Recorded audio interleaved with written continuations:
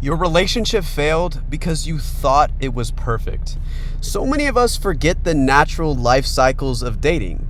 As soon as we meet someone, we become obsessed, they're the best thing in the world, and all of a sudden, after a few months, they're not. And we're left wondering why. Well, it was only natural. Because your biochemistry is literally brainwashing you into becoming obsessed with someone. And that's totally okay. That's what we call the infatuation stage of a relationship. And many of you have experienced it. You date someone for the first few months and you constantly want to be with them. You want to go out with them. You want to sleep with them. They're the most attractive thing ever. And that's fine.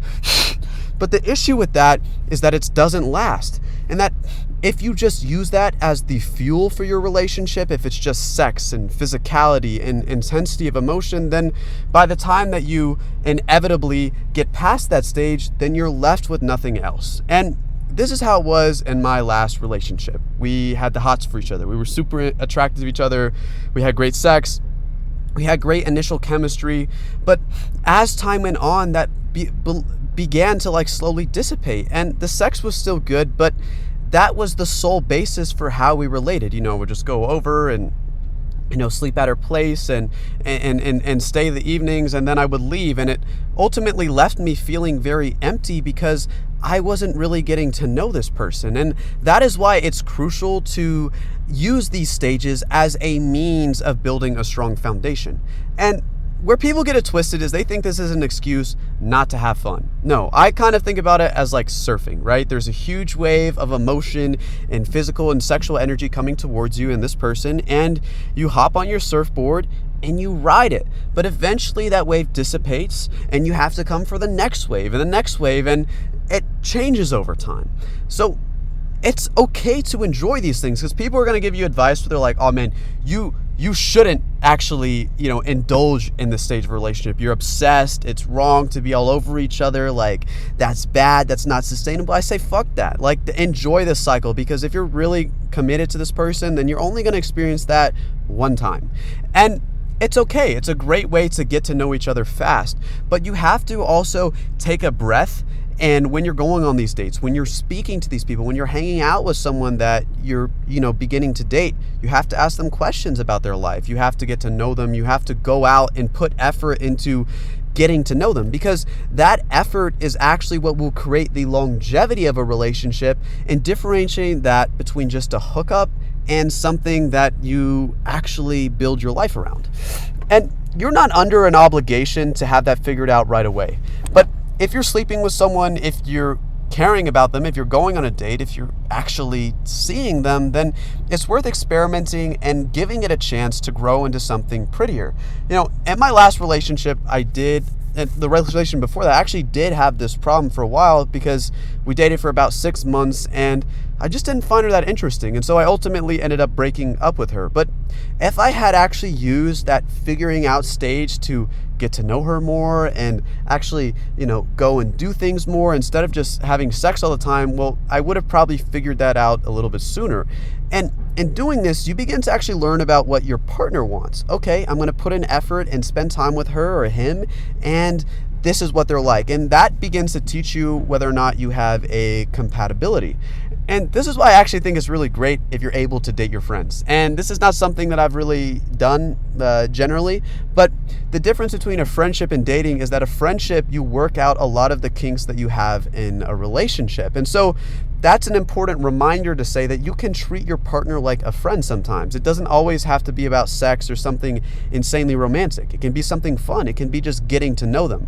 And as time goes by, those feelings dissipate and they grow into something more mature, something that takes effort. And this is why a lot of marriages end in divorces, is because people forget that the decision to be with someone is active work. It's an active commitment, and it's an active part of your life. And you may ask, well, if I have to put in so much work to being with someone, why even be with them in the first place? Fair point. But generally the fact that you're even with them in the first place means that you really enjoy being around them. And with a good partner, with someone that's healthy, it's additive.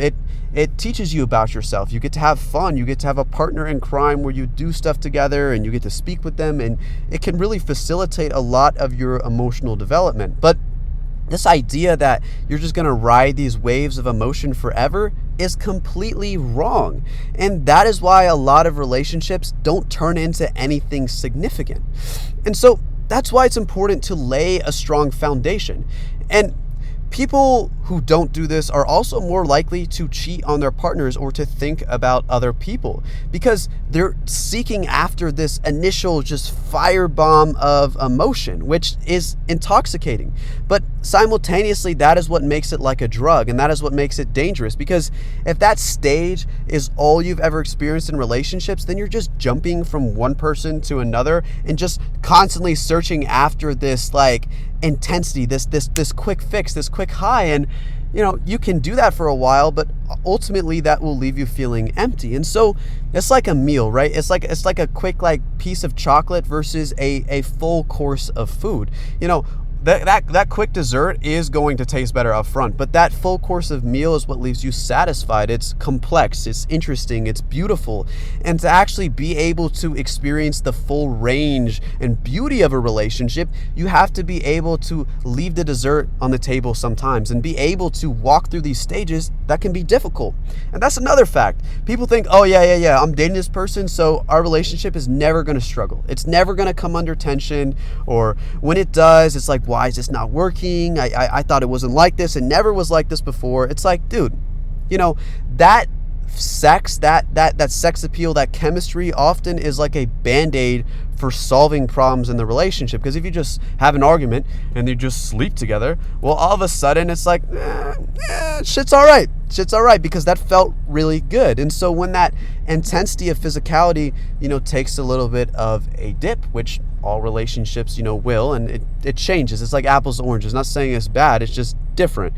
You can't use that as a means to solving your problems. And so you're never actually left with the skills of how to communicate with your partner, or let alone knowing your partner enough to understand, what makes them tick and how to work out these kinks and how to work out these problems together. And that's why if you allow these early stages to have some really strong foundational pieces of discussing things, when I've dated people, I like to say to them, it's like, look, we can talk about our feelings. I like to say we're going to have disagreements down the line. Our relationship will come under stress, but that's okay so long as we learn how to communicate with each other right now. And doing that will actually allow you to relax a little bit more and enjoy that insane stage of infatuation, because you're not getting completely lost in the sauce. And so you can say, all right, I had these good conversations, I had these great moments with them, and now I can really enjoy this obsession that comes with the getting to know them part of this magnificent journey. And that's why you can't get confused. You have to slow things down, and taking things slow can feel a little bit anxiety inducing at times, because you think, oh man, I'm not capitalizing on what's in front of me. But actually slowing things down will allow you to, keep that sexual chemistry, to keep that intensity and emotional, bond up for much longer, because you're not eating everything that's on the I know we're doing a lot of food metaphors, but you're not eating everything that's on the table. You're pacing it. And so that food tastes all the more sweet when you actually get to it, because you are taking your time. And in doing so, that actually sets you up for a better balance down the line, because there will be a stage in your relationship where you probably don't want to see each other every day, or maybe there's certain times where you can't see each other, or shit comes in the way, life comes up, and you got to work through it. So lay that foundation early. It's like raising a child or a baby. You got to feed them nutritious food and educate them, because if not, then they grow up to be spoiled. They grow up to be dysfunctional.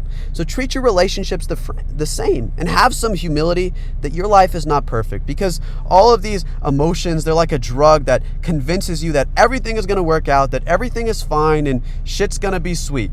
It won't be. But if you do the right things, it can be. But let me know what you think. Have you ever had an unhealthy relationship? How do you like to set boundaries with your partner? What do you think sets up the future for a healthy and stable relationship?